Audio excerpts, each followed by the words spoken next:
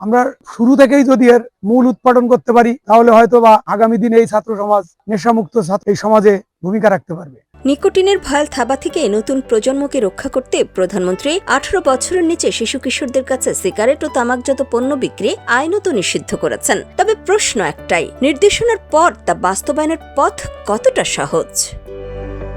সরকারি নিষেধাজ্ঞা ও আইন থাকলেও নড়াইলের বিভিন্ন প্রাথমিক ও মাধ্যমিক বিদ্যালয়ের আশেপাশে সিগারেট, বিড়ি ও অন্যান্য তামাকজাত পণ্য বিক্রি হচ্ছে প্রকাশ্যে। অভিভাবকরা জানান, বয়স যাচাই ছাড়াই শিক্ষার্থীদের কাছেও এসব পণ্য বিক্রি করছেন কিছু দোকানি।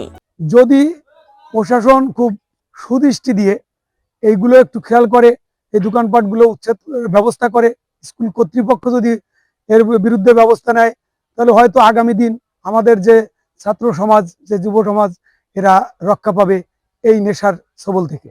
আপনারা জানেন, শুরু হয় মানুষের বিড়ি সিগারেট দিয়ে, পর ধাপে ধাপে মানুষ নেশায় অগ্রগতি হয়, বিভিন্ন নেশায় আসক্ত হয়ে পড়ে।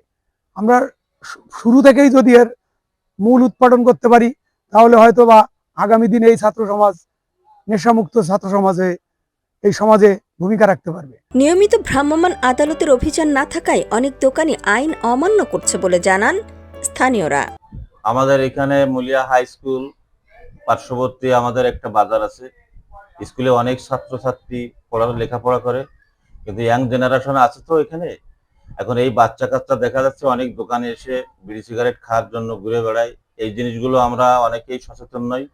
তো আমি মনে করি যে আমার স্থানীয় সরকার এটা একটা পদক্ষেপ নিক, প্রশাসন একটা পদক্ষেপ নিক, নিয়ে একটা ভ্রাম্যমাণ আদালত সৃষ্টি করে যাতে একটা দোকানদারকে একটা চাপে রাখে, তাতে করে এই ছেলেপেলেগুলো আমাদের আগামী ভবিষ্যতের জন্য, আমাদের জন্য সুগম হবে বলে আমি আশা করছি। এতে শুধু স্বাস্থ্য ঝুঁকিই নয়, ভবিষ্যতে বিভিন্ন ধরনের আসক্তির পথও তৈরি হতে পারে। বিদ্যালয়ের খুব কাছেই তামাকজাত পণ্য সহজলভ্য হওয়ায় কিশোরদের মধ্যে ধূমপানের প্রবণতা বাড়ছে বলে মনে করছেন শিক্ষা প্রতিষ্ঠানের প্রধানগণ।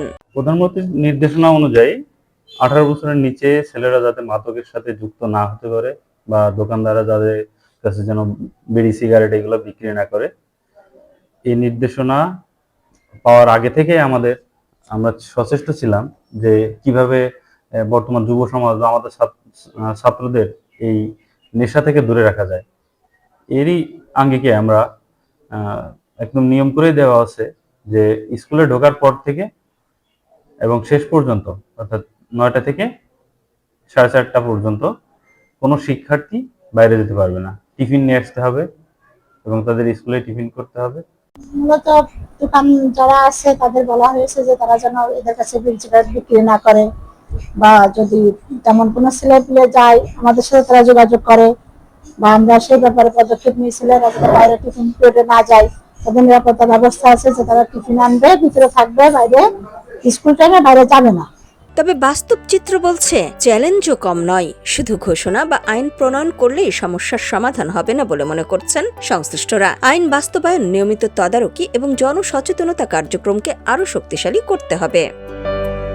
নিউজ ডেস্ক, সোনালী নিউজ।